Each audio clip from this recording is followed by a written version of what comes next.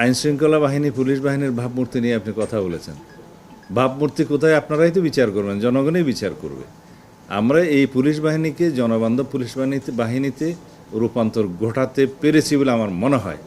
তাদেরকে নৈতিকভাবে আমাদের উৎসাহিত করা দরকার এবং তারা যাতে সামনে জনপ্রত্যাশা অনুযায়ী, আইন অনুযায়ী আইনের শাসন বাস্তবায়নের জন্য কাজ করে, সেজন্য তাদেরকে উৎসাহিত করা দরকার। আমরা যেমন বলেছি আগেই যে রিওয়ার্ড অ্যান্ড পানিশমেন্ট নীতিতে বিশ্বাস করি।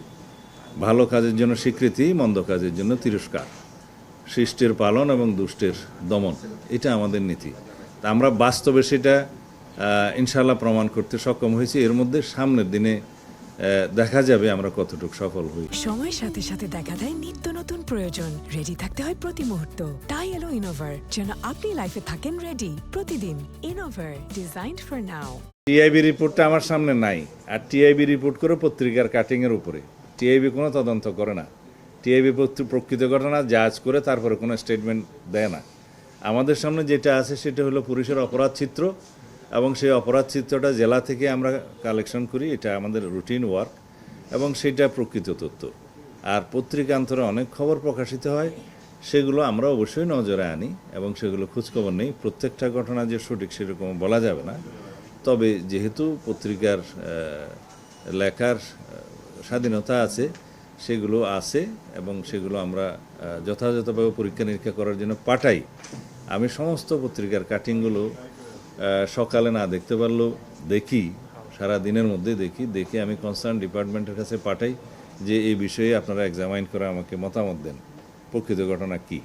তো টিআইবি রিপোর্টটা তো শুধু পেপার কাটিংয়ের উপরে হয়ে থাকে, তো সেই বিষয়ে আমি কোনো মন্তব্য করতে চাই না। এইটাতে আসলে আমরা সন্তুষ্ট হতে পারি না, কারণ আমাদের আর্থিক সামর্থ্য, আমাদের ন্যাশনাল ফাইন্যান্স এবিলিটির উপরে আমাদেরকে অনেকটা কাজ করতে হয়। আমরা জানি পুলিশের এই আর্থিক সংকটটা আছে। তা আমরা আশা করি সামনের দিনে আমরা সেভাবেই তাদের যাতে তদন্ত কার্যক্রম, পোস্টমর্টম রিপোর্ট বা পুলিশ টহল, এগুলোর ক্ষেত্রে যেন তারা যথেষ্ট আর্থিক বরাদ্দ পায়, সেটা আমরা চেষ্টা করব। বরখাস্ত করা হলো বিভাগীয় যে মামলা, ডিসিপ্লিনারি যে কেস, এগুলোর উপরে তদন্ত করে, রিপোর্ট করে, কমিটি করে এবং শেষ পর্যন্ত কর্মকর্তা কে, মানে কোন র্যাঙ্কের, তার উপর ভিত্তি করে এটা এমনকি মহামান্য রাষ্ট্রপতি পর্যন্ত স্বাক্ষরিত হতে হয়। তো সেগুলো আমাদের চালু আছে। যাদের কথা আপনারা ইশারা ইঙ্গিতে বলছেন, তাদের প্রত্যেকের বিরুদ্ধে বিভাগীয় মামলা রুজু করা হয়েছে, অনেকগুলো রুজু করা হয়েছে, সেগুলো চলমান আছে। কারোটা হয়তো সমাপ্তির পর্যায়ে আছে। তখন সেইভাবে বিভাগীয় মামলায় কী হয় দেখে আমরা সেই ব্যবস্থাটা বলতে পারবো। এখনও কোনোটার হয়তো কার্যক্রম শেষ হয়নি, শেষের দিকে আছে। আর তাদের অনেকের বিরুদ্ধে আইসিটি কোর্টে মামলা আছে, প্যানাল কোর্টের মামলা আছে। সেই মামলাগুলোতে তারা সে আইন মাফিক বিচারের সম্মুখীন হবে বা সেটা আদালত দেখবে।